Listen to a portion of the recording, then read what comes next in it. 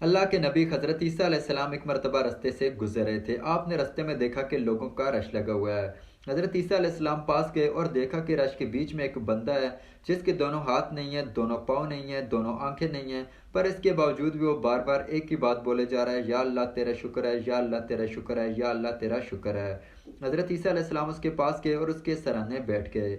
اس سے یہ پوچھا کہ تمہارے دونوں آنکھیں نہیں، دونوں ہاتھ نہیں، دونوں پاؤں نہیں، اس کے باوجود تم کیوں اللہ کا شکر ادا کر رہے ہو؟ اس شخص نے کہا کہ میں اللہ تعالیٰ کا شکر ادا کیوں نہ کروں کہ دنیا میں اتنے سارے لوگ ہیں، کتنے زیادہ کافر ہیں، مجھے اللہ تعالیٰ نے ان میں سے کلمہ پڑھنے والا بنایا ہے، مجھے اللہ تعالیٰ نے ایمان کی دولت دی ہے، اس کے لیے میں اللہ تعالیٰ کا جتنا بھی شکر کروں وہ کم ہے۔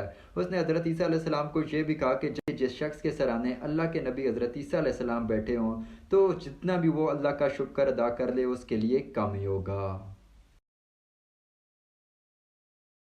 اللہ کے